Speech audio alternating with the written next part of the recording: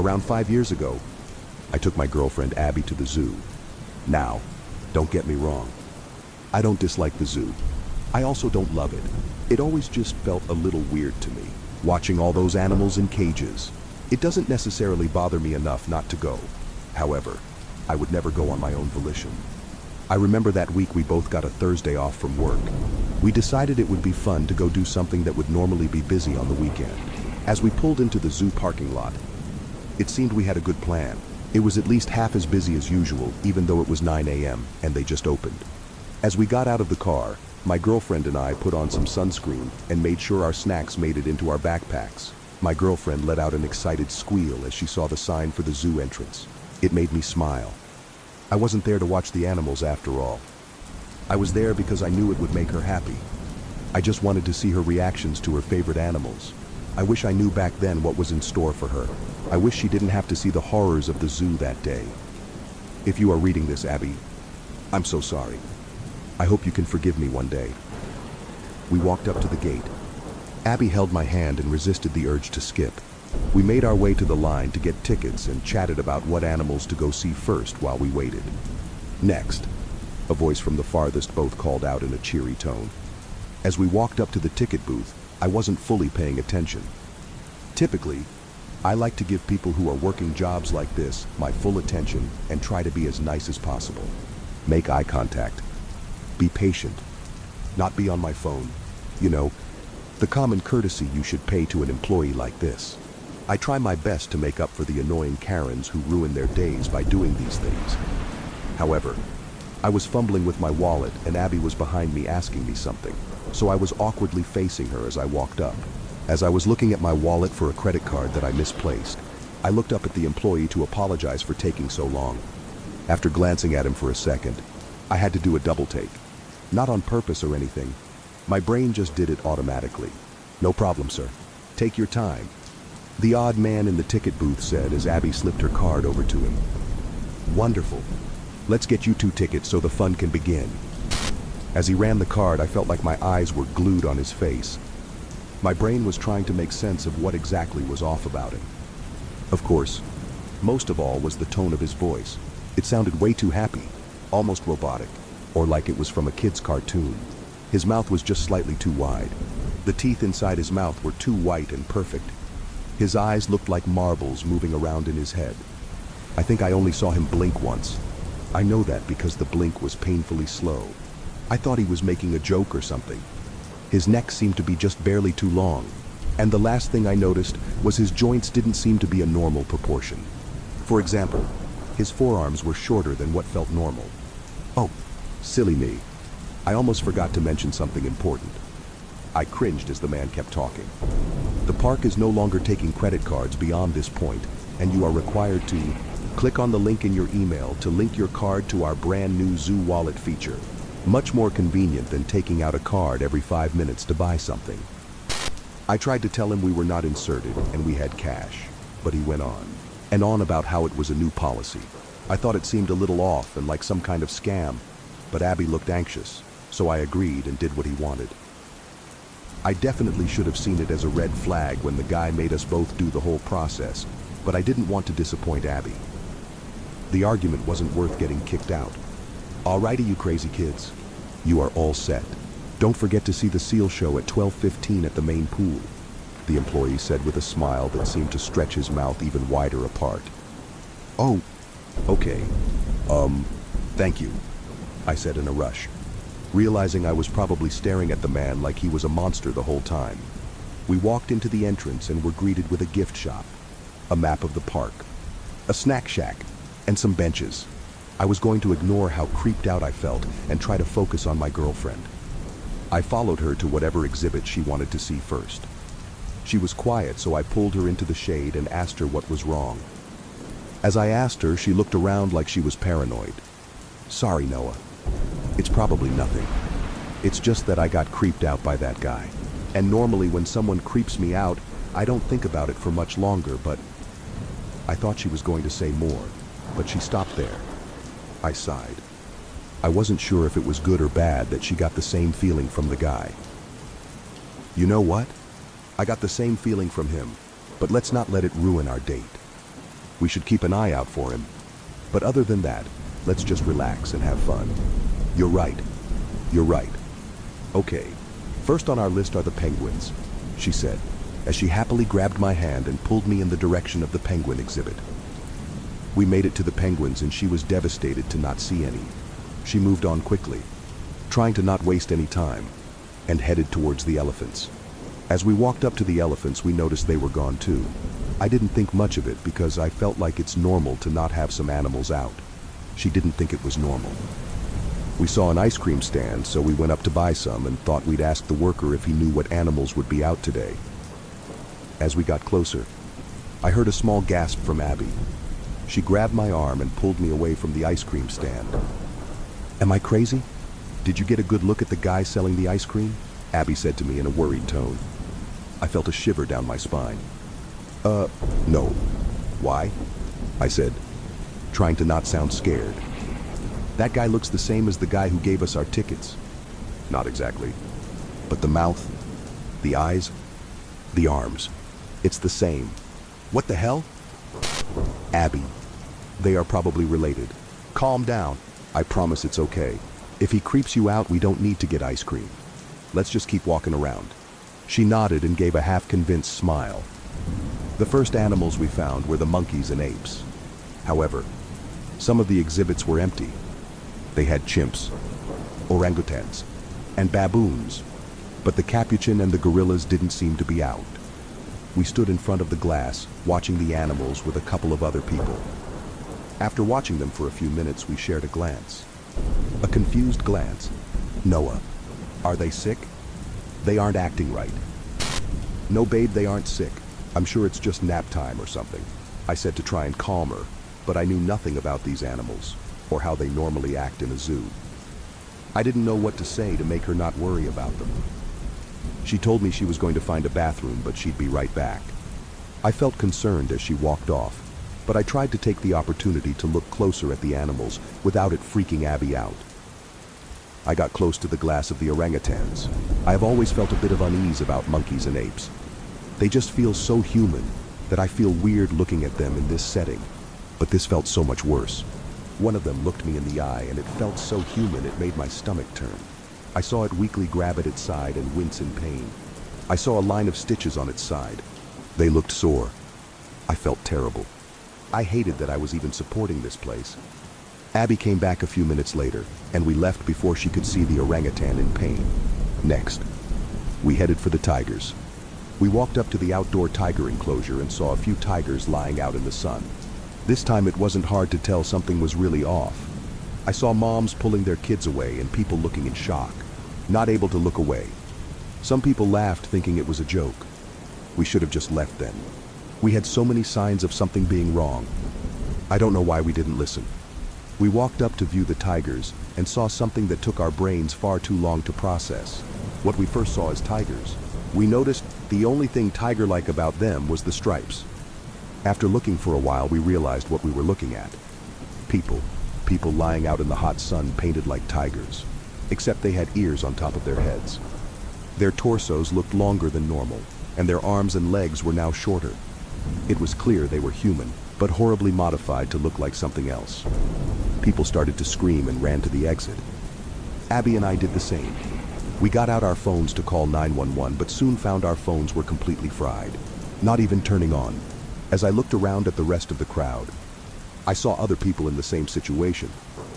That damn link they made us click for our credit cards must have been one hell of a virus to kill all our phones like that, Abby said to me with tired lungs. I felt so dumb at that moment. I swear that's the oldest trick in the book. Now we were all unable to call for help. As we made it to the gate, an employee shut all the exits.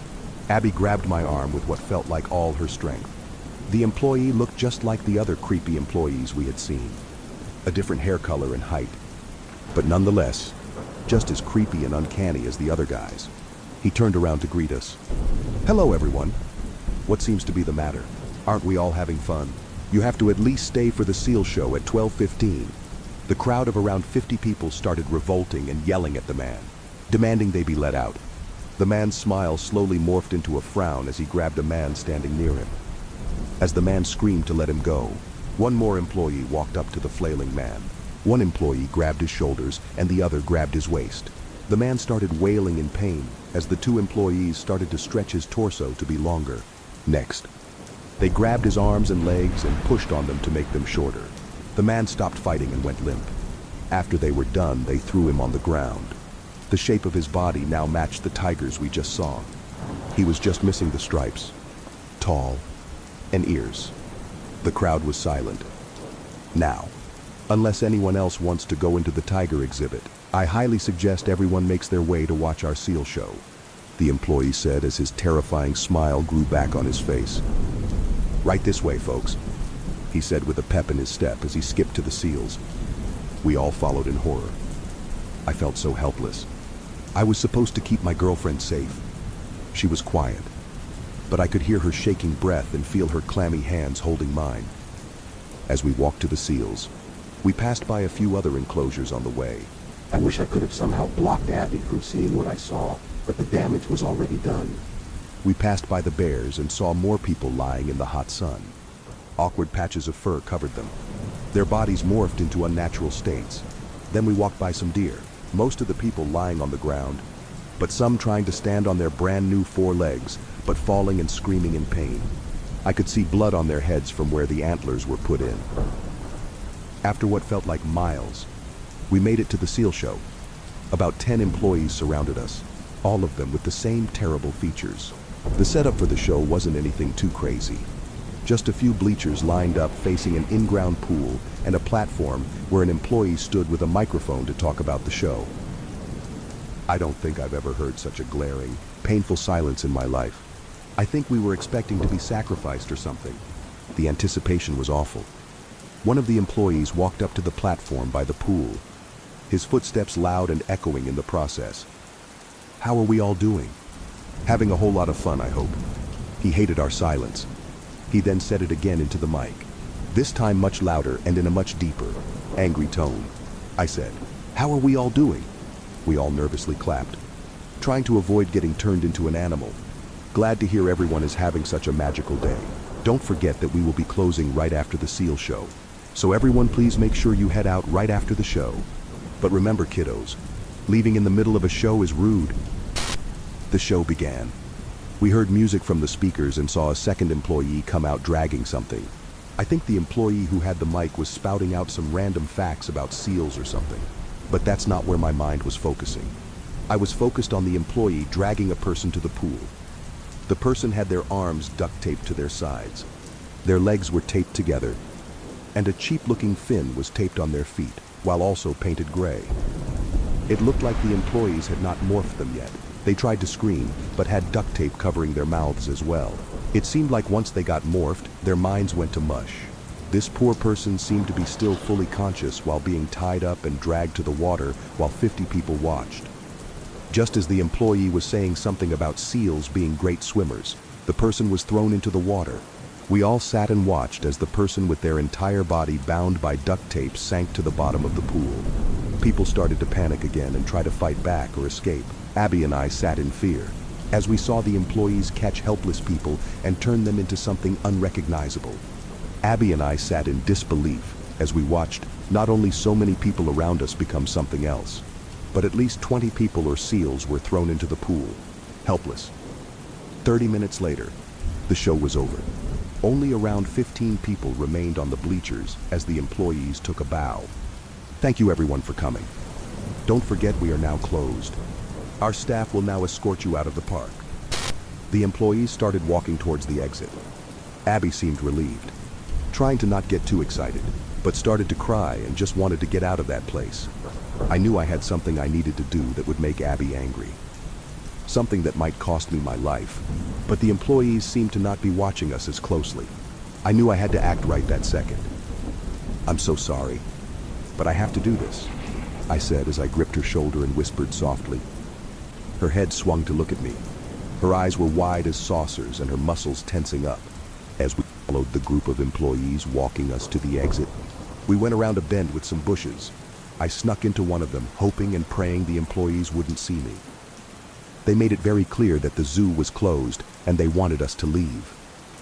I figured I knew what my fate would be if I got caught. I sat in the bush watching as they escorted Abby and the rest of the others out. I was trying so hard to stay still that I needed to remind myself to breathe. I only had to wait for about 15 seconds before they were all out of eye line. The way the employees skipped as they walked seemed to help them move fast. I soon felt the confidence to get up and go search the zoo for anyone I could save. I know it might seem dumb to even try and save anyone, but it seemed like the SEALs were still pretty aware of everything going on. I thought I could maybe find more people that were not damaged so terribly that I could save them. I started into a sprint. I didn't think the employees would come around or anything, but I couldn't be sure. And if people were suffering somewhere in the zoo, I wanted to help them as soon as possible.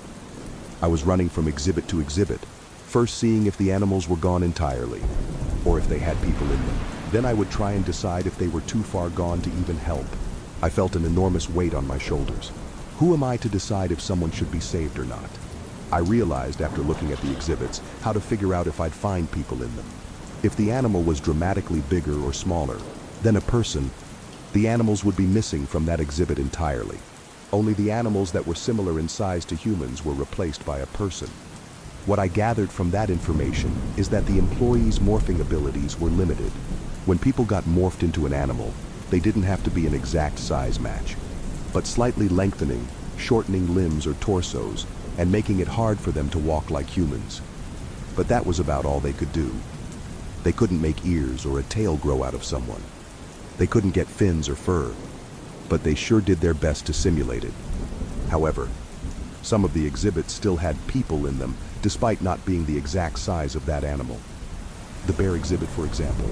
It felt like the employees had an okay understanding of animal sizes, but not great. They knew a penguin was too small and an elephant was too big. But I'm not completely sure where the line was. I don't think they knew either. As I would look into the exhibits, I would call out to them. If anyone was still able to talk, I would try to get them out.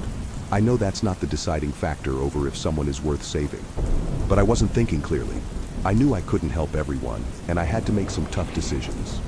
Most of the times I called out to them. Nothing came out of their mouths. Some of them half-heartedly opened their mouths, but nothing came out, and they stopped. I ran up to the zebras and yelled in. To my amazement, someone called back in the quiet. Helpless. Help. The enclosure was easy for me to get into. It was just a big fence, so I got in fast. I got to the person who called out to me and dropped to my knees. I couldn't believe how much worse it was up close. I was trying my best not to look at their deformed body, but it was like trying to look away from a car crash. I could see their once human body now sculpted into something unearthly. I could see where fake zebra ears were harshly sewn into the side of their head, their hands sewn together in a fist to try and simulate a hoof. Their body was painted in cheap white paint, and black stripes were poorly brushed over it. A mane that looked like it was superglued to the back of their head and down the back of their neck, made out of a cheap party wig. Even after looking at all the terrible things that had been done to this person, I realized the part that made my stomach turn the most was the human face remained the same. Of course, the sickly body of the person made me feel nauseous, but the completely unchanged human face made me feel like I was going to lose it. For some reason, the employees put more effort into some of the morphing than others. Maybe they ran out of time and had to rush the last few. When we saw the monkeys first, they seemed to almost be sewn into fursuits. Realistic enough to not have us running for the doors just yet. Still creepy as hell. Nonetheless, I realized as I was sitting by this person, there was no way to get them out and help them. I felt so stupid I should have known I couldn't get anyone out. One of my flaws has always been blind optimism. I thought I could find a way. I thought I'd have some kind of a brilliant plan once I saw someone who needed help. But I had nothing. I knew I just needed to try and get out safe and get the police. I felt regret. I should have just walked out with Abby and made sure she was safe. If I had followed the group out, I could have called the police by now. Why did I have a savior complex? As I sat in my self-pity and saw something underneath the person, I lightly pulled on it and a dirt-covered lanyard came out. It had a photo ID and a name on it. The face matched the person in front of me. Ken? I whispered to the creature that was once human. He looked up at me and smiled. It was a sad, tired smile, but I could tell he was happy to just hear his name again. It probably helped him feel more human again. Just as soon as his smile came, it was gone again and replaced by pain. His balled up, bloody fist reached down to his side as he moaned in pain. I could tell something was very wrong, but I knew I couldn't do anything about it. I just sat with him for a few minutes and watched him take his final breath. I tried to not let the guilt overtake me as I sat with his dead body. After a few minutes, I gave up on trying to save anyone myself. I just needed to get out. Luckily, I was at the backside of the zoo and could see a brick wall I could jump. I made my way out pretty easily. Just a few cuts and bruises. Once I was out of the zoo, I didn't even bother going to the parking lot to get my car or find Abby. I knew I just had to get to a working phone. I made it to a gas station about 15 minutes later and used the phone to call 911. After that, I called my sister to come get me. I knew if my phone still wasn't working, then odds were Abby's phone wouldn't work.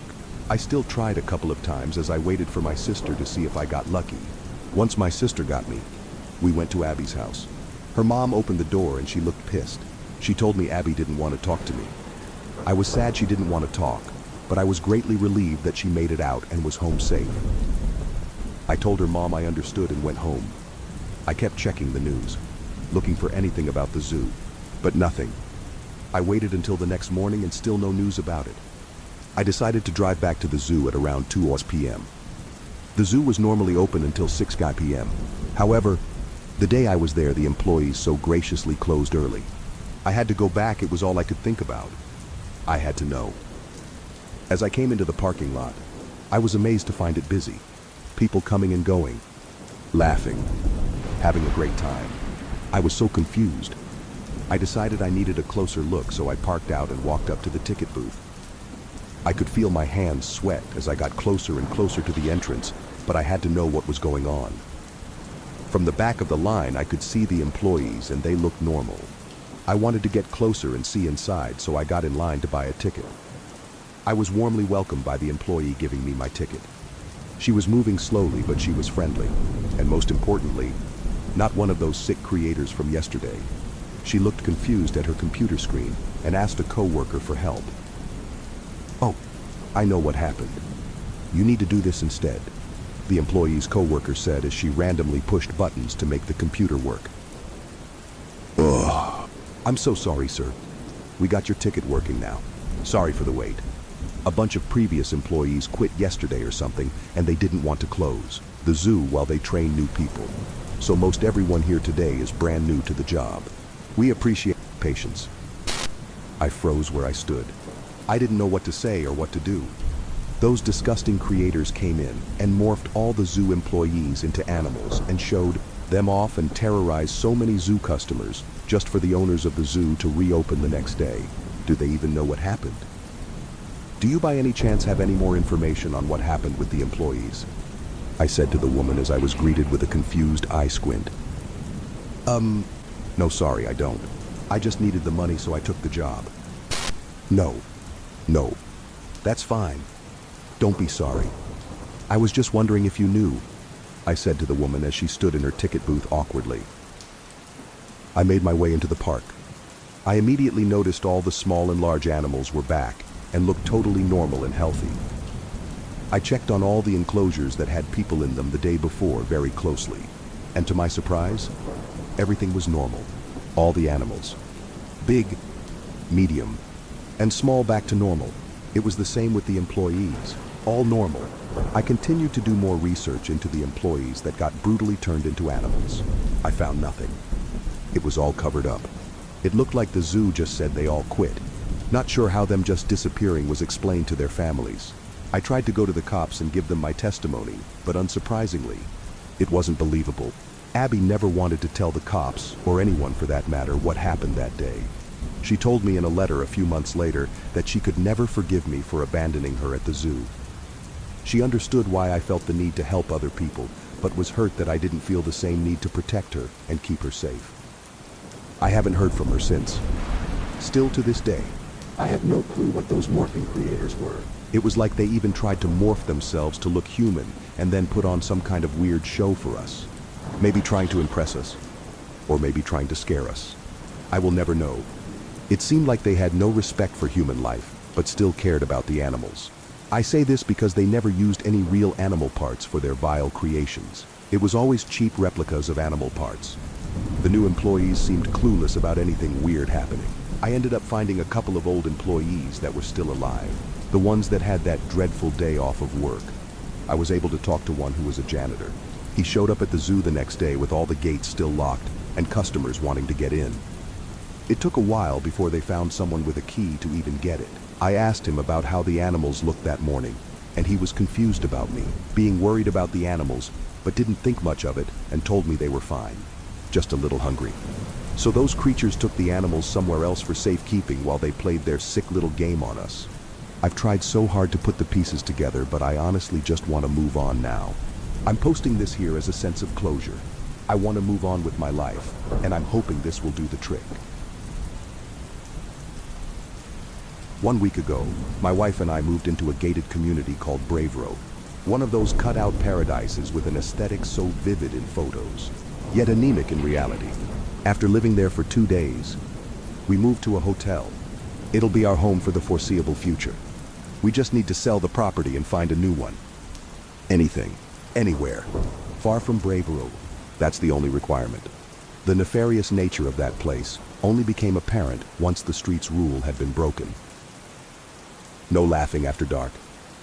"Honey," I called, chuckling. "What?" my wife replied from the other room. "Get in here and see this," I said. Rowan strolled into the lobby with a beam on her face, still intoxicated by our new home. She rubbed a loving hand down my back, tracing the curvature of my spine. "What's got you smirking?" "Owen?" she asked. "This," I said, proudly displaying the leaflet that I'd found on the doormat. Rowan leaned forwards and read it alongside me. "Dear Owen and Rowan, this is Irene from the Bravero HOA. Welcome to day 1 of your new life in this safe, vibrant community. You've already met Gordon, our resident security guard, so you'll know that safety is of the utmost importance to us, and the vibrancy of this community is apparent. But it extends beyond superb landscaping and house-proud homeowners. It is the people who make this street vibrant. Parties and events, such as our regular garden gatherings and film nights, make this, truly, a place to call home. However, I do think it prudent to inform you of one particular rule that, without exception, will be enforced. There must be no laughing after dark. This is not a matter of noise. We understand that all residents will want to watch TV, listen to music, or simply talk. Noise is an unavoidable part of life, but laughter, between sunset and sunrise, is strictly prohibited in Bravero. What constitutes as after dark? There is no specific time at which laughter must cease. After all, the sun sets around 4 o'clock in winter and nearly 10 o'clock at the height of summer. Moreover, there is a window of murkiness between day and night. You might be wondering when to keep quiet. If you want my advice, Mr. and Mrs. Neville, I would suggest that you not risk laughing once the day's light starts to fade, once the sun starts to creep close to the horizon, for this is not a rule enforced in a black and white manner. It is not even a rule enforced by the HOA itself. Aside from that, there really is nothing to bear in mind. I do not run an oppressive association. You've already read and signed the contract. You know how we operate. Grow your hedges as tall as you wish. Paint your front door a garish color. Walk the streets after midnight, if you so wish. Just do not laugh after dark. I told you I didn't want to live with rich people. They're unhinged, my wife said. No laughing after dark? What sort of dystopian nonsense is that? I hate moving. There's always something that the estate agent fails to mention. Some catch with every too-good-to-be-true property. I sighed. Sure, there was the broken dishwasher in the first place, the busted taps in the second place, the oven that fell loose in the third place. Issues that the agents and homeowners should have mentioned, Rowan said. But I thought we were past all of that. Owen, I thought buying a house at such a sickening price meant that we'd be able to forego absurd problems. And this is worse than any of the issues in our old houses, because we won't even be able to fix the problem. Of course we will. We shall become joyless husks, my dear wife, I sarcastically teased, maintaining a straight face as I embraced Rowan. For there is no laughter in Bravero. This is a place of principles, of sincerity. I say, go forth, my wench, and prepare me a sandwich in the kitchen. My wife offered a blank face. Actually, there's no need to worry. No chance of laughing with you around. I could tell, by the look on her lips, that Rowan wanted to chortle. So did I. But, in spite of our sarcastic responses to the letter, my wife and I were still drawn to the setting sun beyond the window. And I knew we were thinking the same thing. It would be moronic not to follow the rule for the first night, at least. I sensed that my wife felt just as uneasy as me, felt as if this were more than HOA authoritarianism, given how lax they seemed on all other fronts. The one rule was unsettling. Why laughter? Why that sound above all others?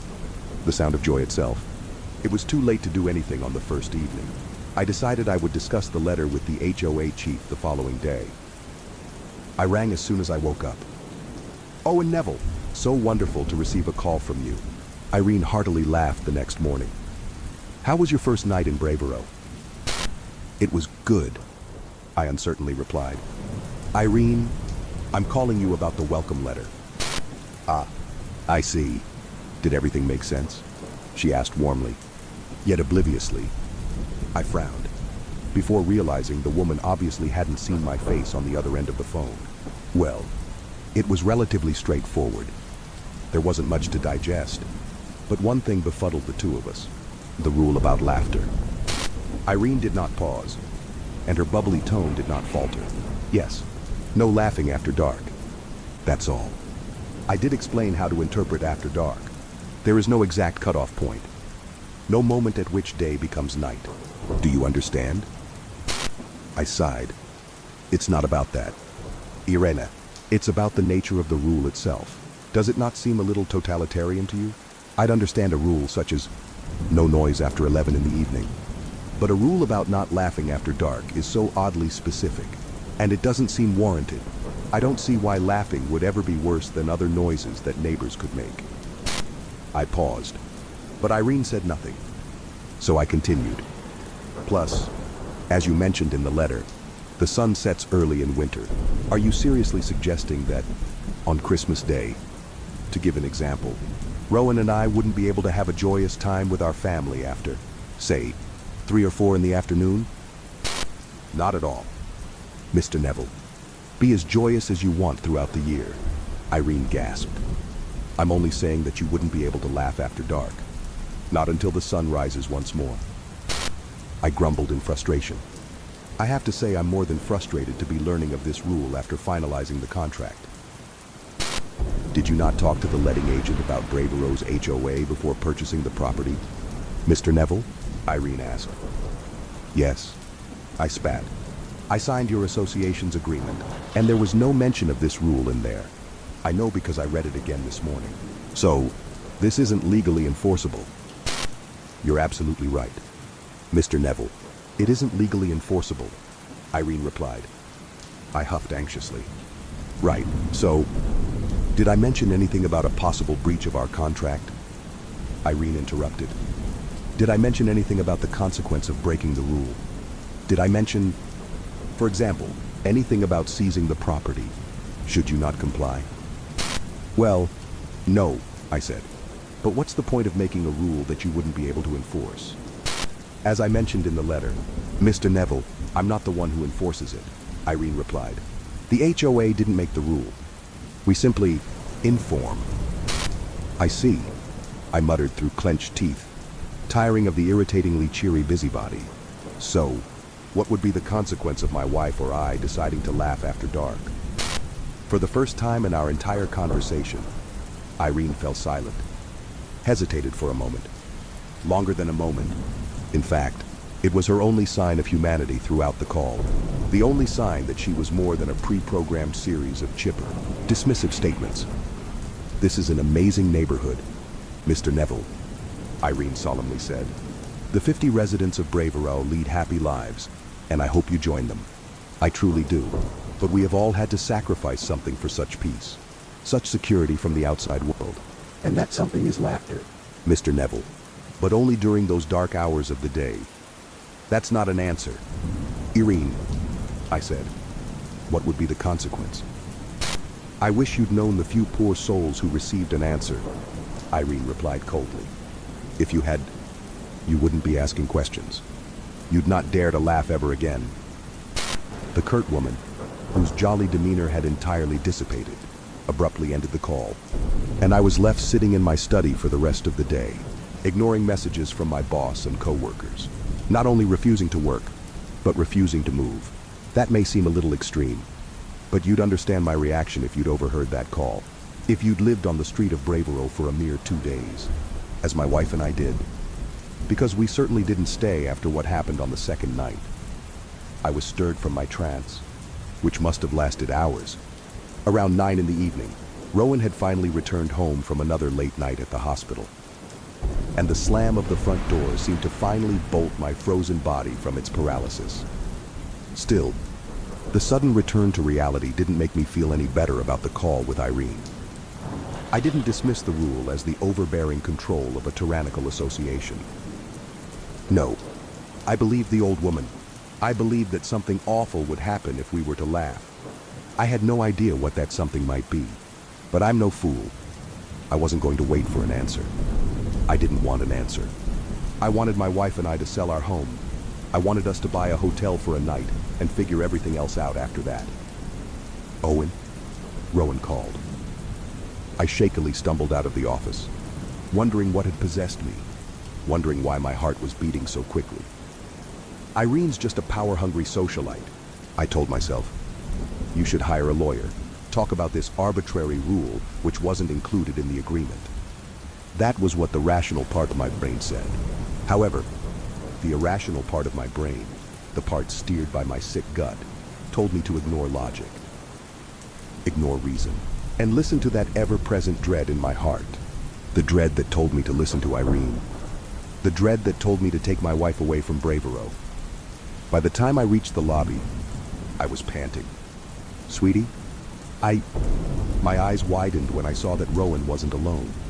Her colleague, Joanne, was standing beside her. My wife's friend wore a smile on her face. Sorry, it's been a wild day, Rowan sighed, walking over to me and planting a kiss on my cheek. I'm just going to lend Jo one of my dresses. She's got a fun night out planned for tomorrow. I'll be out of your hair in a jiffy. Owen, Joanne promised. I followed my wife upstairs and started whispering. Honey, I said. I talked to Irene. Something is very wrong with this place. What do you mean? My wife replied as we reached the upstairs landing. Did you tell her that the HOA didn't mention a noise rule in the agreement we signed? Yes, I said. She admitted that it isn't an official rule. Nothing that could be legally enforced. Good. Rowan smiled. Case closed. Sweetheart? No. I shook my head. It isn't closed. She told me the rule is enforced by, well, she didn't say who enforces it. She just said some really disturbing things. Rowan said that others had learnt the consequence the hard way. She was giving me a warning. Or a threat. My wife frowned. Should we find an attorney? This isn't right. This bullying tactic. It must breach our contract or some law. We can fix all of that later, I said. Right now, I want to get out of here. What? Rowan asked. Sweetie, we just moved into this place. And I'm telling you to trust me. Sweetie, I begged, still breathing heavily. Do you? Well, of course, Owen. But you're starting to make me anxious. My wife shivered. What did Irene say to you? Just, it was her voice, Rowan. The way she mentioned the consequence. It wasn't right. Any of it. I think we should get out of here. I pleaded. I expected my wife to resist. Expected her to roll her eyes and say that life doesn't work that way. We'd just bought the house. To sell it immediately, based on an unnerving phone call, might seem a little extreme to some people. And if there were any other reason for my distrust, then I would absolutely agree. I'd argue that we should stand our ground. Hire that attorney. Laugh for hours in the comfort of our own home, simply to spite the maniacs in charge. But I believe that woman and Rowan clearly believed me. Okay, my wife nodded. I'll fetch that dress for Joanne. Then we'll go to the hotel. But tomorrow, we have to sort everything. I smiled tearfully. Thank you, honey. What are you two doing up there? Didn't stumble into bed on your way to the wardrobe, did you? Joanne laughed loudly from downstairs. Ouch, my wife yelped. My fingers had involuntarily tightened like talons around Rowan's upper arms, but I immediately released her when I regained control, and then my eyes shot to the bedroom window, eyeing the darkness which painted the horizon. A sliver of sunlight persisted on that humid summer's evening. A glow at the end of a blackened tunnel. I prayed for the first time in my atheistic life. Prayed that she had laughed before dark. Owen, Rowan whispered, lip trembling. Would you call it dark outside? I croaked. My wife's head rolled slowly to the window. Then she returned her frightful eyes to me. It'll be fine. Honey, I'm sure it'll be fine. Joanne didn't know about the rule. We'll receive a slap on the wrist or something, like you told me this morning. There was nothing about laughter in the contract. By the haunted look in Rowan's eyes, it was clear that she, like me, felt something, a foreboding ripple in the air, which felt and smelt like rotten breath. I felt it a day earlier, when we unloaded our belongings from the moving van. The sense that something hid within Bravero, a watcher. Hello? Joanne called again, chuckling. Won't she stop? I mumbled, clutching clumps of my hair. Come on, Rowan whimpered, clumsily plucking a blue gingham dress from the rack. She'll take this. Leave. And then we'll leave too, okay? I nodded, stepping in front of my wife and taking the dress from her. Then we walked across the landing, like weary prisoners on death row. I tentatively peered over the banister at Joanne. The smiling woman, donning turquoise scrubs that matched those of my wife. I was frustrated and terrified, in equal measure, by the innocence of Rowan's friend, the ignorance. The problem wasn't simply that Jo hadn't read the letter. It was that she clearly didn't feel what Rowan and I felt. Though my wife and I had been jubilant on that first day in our new home, our property had been pre-furnished with a weighty blanket of darkness. Something I'd read in Rowan's eyes, and I'm sure she must have read it in mine. You took your time, Joanne giggled, piercing my heart with fright for the third time. It made me laugh, seeing you run upstairs after her. Did Rowan need your fashion tips? Owen? Something like that, I whispered, hurriedly handing the dress to my wife's friend. Are you okay back there, Rowan? Joanne smiled, peering at my wife, who timidly stepped out from behind me. Come over shy all of a sudden? Now I'm starting to think you coy lovers really did get up to something. To be young again. Anyway, thank you very much. Sweetheart, you're an absolute lifesaver. In this dress, I'm sure to catch the eye of... Joanne was interrupted. Not by knocking on the door. Not by the disappearance of lights in the house. Not by any ominous sign I expected. She was interrupted by spontaneous choking, prompted by nothing that made sense. Joanne? Rowan gasped, rushing forwards. My wife managed to catch her frightened friend in outstretched arms. Tears swam in Joanne's eyes as her legs buckled and she gasped for air. Then Rowan started to perform the Heimlich maneuver as snot spilled from Joanne's nostrils. And I contended with the terror of witnessing somebody die. Several excruciating seconds later, with the slight crunch of Joanne's ribcage splintering, a vile stream of bile released from the back of her throat.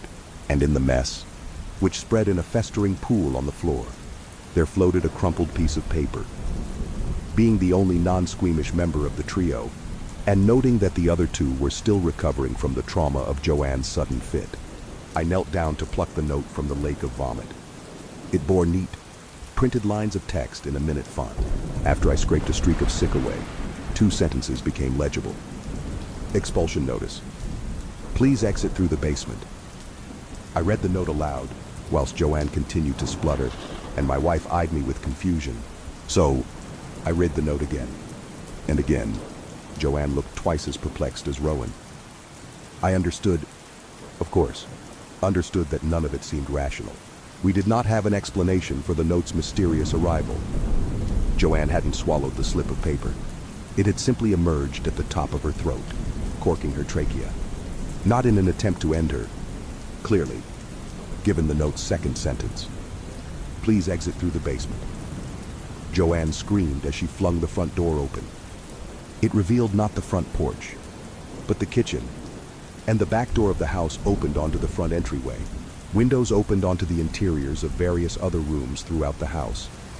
This was the case not only for Joanne, but for Rowan and me too. We were all doomed to the same fate, trapped in a looping maze, and the horror of our predicament was unavoidable. We had one option. What happens if we listen to it? If we exit through the basement? My wife whispered. What is happening? Joanne wailed, barely registering anything. I shakily answered. You laughed. Joanne, I don't know why, but it's wrong. What are you saying? The woman shrieked tearfully, snot still staining her face. How did that appear in my throat? We don't understand it either, Rowan whispered, holding her friend's hand whilst turning to me. But we have to try the basement. It's the only room we've avoided. I gulped, nodding, and Joanne sobbed whilst I led the two of them to the door. It opened with a slight creak, and I should have breathed a sigh of relief at seeing the basement's darkened staircase, rather than a portal to another room in the house. But there was no wave of euphoria, only that blackened tide of fear, rolling towards my mind, threatening something worse than an end. I was haunted by the idea that death might be a kinder fate than whatever lay below. I guided us into the darkness, taking fragile steps and spinning my head frequently to ensure that Rowan and Joanne remained behind me. Once we reached the lightless basement floor, the door at the top of the stairs loudly closed, and I fumbled for the light switch, but it was gone. There seemed to be nothing down there. None of our unpacked boxes, no shelving units, nothing. Just an empty, unlit room, a black expanse. What now? Joanne timidly asked. I have no idea, I replied. We should look for an exit, Rowan said. This is the exit, I pointed out. That's what the note said. No, Joanne said. My wife agreed. Joe's right. There must be more to it than that. No, Joanne repeated, interrupting her more forcefully. Joe, are you okay? Rowan asked, shuffling around and grabbing my arm. Is that you? No, it's me, I said, taking my wife's hand. I thought you were holding on to Joanne. No, Joe, where are you? She queried fearfully. No, Joanne sobbed, her voice and presence seeming to grow more distant. And then came laughter. Not a kind laugh, not a laugh of joy, not even a mocking one. It was a laugh devoid of soul, devoid of life, one that seemed to serve simply as the welcome to some eternal nightmare, one that Joanne seemed to be blindly walking towards, willfully or not. I clutched at air, or a void, with my free hand, desperate to find her, but she was gone. Stop it, Joe cried, sounding far too distant for such a compact basement. Why are you laughing? Show yourself. Who's there? Where are... Oh, God. No. What are you? What are you? My wife's friend screamed as she saw something in the dark. Something that Rowan and I did not see. Something I know was too terrible for living eyes, as Joanne had perished. I'm not sure how I knew that. I simply understood that she would not return to the land of the living. I understood that she was not simply exiting Bravero. She was exiting reality, and she would not be entering some joyous afterlife. I had no doubt that a hellish, torturous eternity awaited. Squeaking wood sounded, and I rotated my head. Rowan and I had only walked a few steps from the staircase, but it was inexplicably 100 yards behind us. The open door, at the top of the stairs, cast light from the lobby. It was the only visible thing in the void which had swallowed Joanne. The void that still threatened to swallow Joanne and me. Come on, I yelled, dragging my wife behind me. As we darted towards the escape, I started to feel something more physical in the absence of the room, a manifestation of the dark tide that had been approaching my mind. Joanne whimpered incoherently from a place both near and distant. It's Owen, Rowan cried as we reached the stairs. We have to go, I ordered, pushing my wife onto the first step. Please, Owen, she begged. There must be something, some way to save her. I turned for a moment and immediately felt a searing pain in my brain. That black tide had finally arrived, washing away all the joy in my soul, bringing not suffering, but the promise of suffering. It was a warning from whatever lay in the deepness of that basement. Whatever thing, outside of the HOA, enforced the rule. Rowan and I had obeyed that rule. Joanne had not. My wife and I were being offered safe passage from the terror. We were on the stairs, mere yards away from safety. He considered it for a moment, considered what my wife had said. There had to be a way of saving Joanne, in place that defied all spatial laws. I still felt the presence of Rowan's friend, felt her cries burrowing deeply into my ears. As distant as they sounded, I realized that the place was a trick. She might only be yards from us. I could do something. But the Watcher read my thoughts, read my intent to plunge into the darkness and rescue the poor woman. That likely would have broken some other unspoken rule, for a hand stretched from the black. And it did not belong to Joanne. It was a skeletal, six-fingered appendage, cloaked in ragged, ripped strips of gray skin. It was not skin at all, of course, just as the hand was not a hand. It was not anything that belonged to anyone. Worst of all, I know it did not even belong to the Watcher. The hand was a tool used to make its point. If I had seen even a sliver of that thing's true form, I would have been broken like Joanne. Whatever enforced the rule of joyless evenings in Bravero, it did not come from anywhere earthly, and it did not take Joanne anywhere earthly. I screamed, backing away from the fingers as they sought to snatch me. Perhaps, by returning to the dark and searching for Joanne, I would have faced the same horrible doom. But I didn't allow myself to find out. I narrowly swerved the fingers and followed Rowan clumsily up the stairs, before slamming the door behind us. The two of us ran to the front entrance, and Rowan pushed down the handle to reveal a wonderful sight. Our porch. Our driveway, more importantly. We did not stop to pack, did not stop to think. We bundled into the car, drove away from Bravero, and promised never to look back.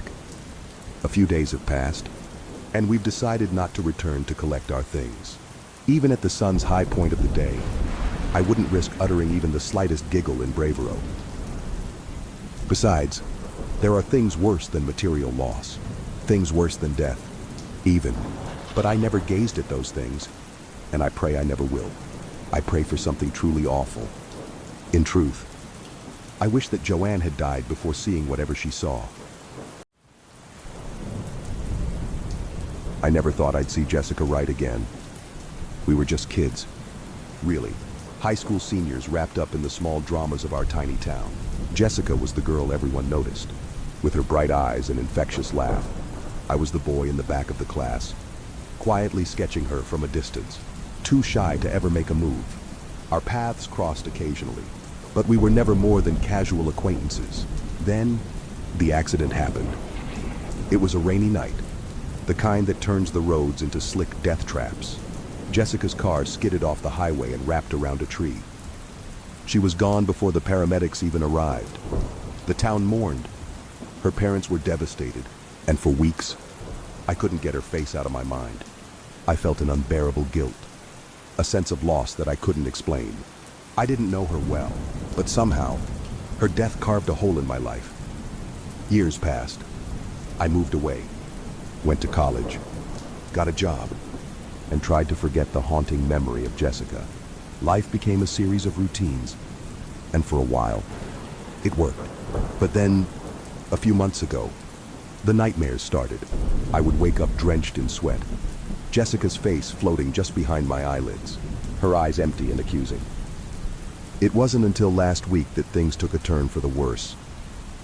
I was sitting alone in my living room, the clock on the wall ticking loudly in the silence. It was just after midnight, the hour when the world feels the most still.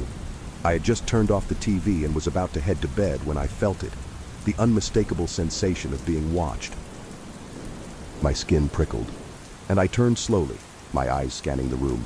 At first, I saw nothing, just the familiar contours of my furniture, the soft glow of the streetlight filtering through the curtains. But then, in the corner of the room, something shifted. My heart stopped. There she was, Jessica Wright, sitting in the old armchair by the window. Her skin was pale, almost translucent, and her eyes were black pits, void of any life. She was dressed in the same clothes she wore the day she died, soaked and torn. I blinked, hoping she would vanish, but she remained, staring at me with those empty eyes. I couldn't move, couldn't breathe. My mind raced, trying to rationalize what I was seeing. Maybe it was a trick of the light, a figment of my overactive imagination. But deep down, I knew it was her. I wanted to scream, to run, but my body refused to obey. All I could do was sit there, paralyzed with fear, as she continued to stare. Finally, after what felt like an eternity, she stood up. Her movements were slow and jerky, like a puppet on strings. She took a step towards me, and I could hear the squelch of her wet shoes on the carpet. I bolted upright and stumbled backwards, nearly tripping over the coffee table. She stopped, her head tilting to the side, as if confused by my reaction. Then, she took another step. And another. She was coming for me. In a blind panic, I fled to my bedroom, slamming the door behind me. My hands shook as I locked it, the metallic click echoing in the silence. I pressed my ear to the door, listening. Nothing. No footsteps. No movement. Just silence. I spent the rest of the night huddled on my bed, every creak and groan of the house sending chills down my spine. When the first light of dawn finally crept through the window, I dared to open the door. The living room was empty, the armchair vacant. It was as if she had never been there. But I knew better. The next night, she came again. And the night after that, always at the same time. Always sitting in that same chair, staring at me with those hollow eyes. I stopped sleeping, stopped eating. My life became a blur of fear and exhaustion. I couldn't escape her, couldn't understand why she was haunting me. Desperate for answers, I reached out to an old friend from high school, Sarah, who had been close to Jessica. She was skeptical at first, but when I described the apparition in detail, her voice trembled. She admitted that she, too, had been having nightmares about Jessica, dreams so vivid they felt real. We decided to meet and try to figure out what was happening. Sarah suggested we visit Jessica's grave, thinking it might bring us some closure. That evening, we drove to the old cemetery on the outskirts of town. The air was heavy with the scent of damp earth and decaying leaves. As we approached Jessica's grave, a chill settled over us. The headstone was simple, adorned with fresh flowers. We stood in silence for a while, lost in our thoughts. Then, Sarah spoke up, her voice barely above a whisper. I never told anyone this, but the night Jessica died, we had a huge fight. I said some terrible things, things I can never take back. I think she's trying to tell us something, to make us understand. I nodded, feeling a sense of dread wash over me. I realized that I, too, had unresolved feelings, regret for never telling Jessica how I felt, for never getting to know her better. Maybe that's why she was haunting me, why she couldn't move on. We decided to hold a small ceremony, a way to say goodbye and ask for her forgiveness. As we lit candles and spoke our apologies, a strange sense of peace settled over the graveyard. I felt a presence, a warmth that hadn't been there before. That night, for the first time in weeks, I slept soundly. Jessica didn't visit me, and when I woke up, I felt lighter, as if a weight had been lifted from my shoulders. I hoped that we had finally given her the closure she needed. But my relief was short-lived. A few nights later, the nightmares returned, more vivid and terrifying than before. Jessica wasn't just sitting in the chair anymore. She was moving, coming closer, her eyes burning with an intensity that made my blood run cold. I could hear her voice now, a faint whisper that grew louder each night. "Help me!" I knew then that something was horribly wrong. Jessica wasn't at peace. She was trapped, and somehow, I was the key to her release. I delved into old town records, searching for anything that might explain her restless spirit. What I found chilled me to the bone. The night of Jessica's accident, she hadn't been alone. There was another car, another driver who had fled the scene. The police had never found the culprit, and the case went cold. Jessica's death was more than just a tragic accident. It was a murder. I shared my findings with Sarah, and together we dug deeper. We uncovered a name, someone who had a history of reckless driving and a known grudge against Jessica. Confronting him was our only option. We tracked him down, a shadow of his former self, living in a dilapidated house on the outskirts of town. When we confronted him with the evidence, he broke down, confessing to everything. He had been drunk, angry, and when he saw Jessica on the road that night, he lost control. He had been haunted by guilt ever since, but fear kept him from coming forward. We persuaded him to turn himself in, to finally face justice. The relief in his eyes was palpable, as if a dark cloud had been lifted. That night, as I sat in my living room, I felt a shift in the air. The clock struck midnight, and for the first time in weeks, Jessica didn't appear. Instead, I felt a warmth, a sense of peace that I hadn't known in years. I knew then that we had done the right thing, that Jessica could finally rest. But as I turned off the lights and headed to bed, I couldn't shake the feeling that this wasn't over. The shadows in the corners of my room seemed darker, the silence heavier. As I lay down, I heard it, a faint whisper, barely audible but unmistakable. "Thank you." I closed my eyes, hoping for a dreamless sleep. But deep down, I knew that some ghosts never truly leave us. They linger, waiting for the right moment to remind us of the past, of the things we can never change. And in the dead of night, when the world is silent and still, I can still feel Jessica's presence, watching over me, a reminder of the love I never had the courage to confess, and the girl who will forever haunt my dreams.